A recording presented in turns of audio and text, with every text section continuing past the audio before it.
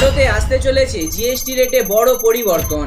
আসুন দেখে নিই কোন কোন দ্রব্যের মূল্য কমতে চলেছে ও কোন কোন দ্রব্যের মূল্য বাড়বে। পুরনো জিএসটি স্ল্যাব যেখানে 12 থেকে 28% ছিল সেটিকে কমিয়ে 5 থেকে 18% করা হবে।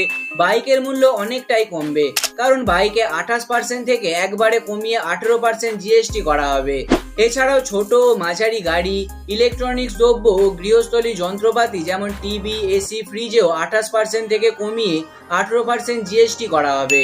দৈনন্দিন প্রয়োজনীয় জিনিস যেমন সাবান, শ্যাম্পু, টুথপেস্ট, প্যাকেজিং খাবার যেমন ঘি, পনির, মাখন, শিক্ষামূলক জিনিস যেমন নোটবুক, পেন, পেন্সিল, স্বাস্থ্য ও কৃষি যেমন থার্মোমিটার, ট্র্যাক্টরের টায়ার, এসবেতে 18% থেকে কমিয়ে মাত্র 5% জিএসটি করা হবে। জীবন বীমা ও স্বাস্থ্য বীমা সম্পূর্ণ ট্যাক্স ফ্রি হতে চলেছে, কিন্তু বিলাসবহুল গাড়ি, নেশা জাতীয় দ্রব্য যেমন সিগারেট, মদ, গুটখা এসবে আগের 28% থেকে বাড়িয়ে একেবারে 40% ট্যাক্স করা হবে। এই আইনটি চালু হবে 22 সেপ্টেম্বর 2025 থেকে। এ বিষয়ে আপনার মতামত কমেন্টে অবশ্যই জানাবেন।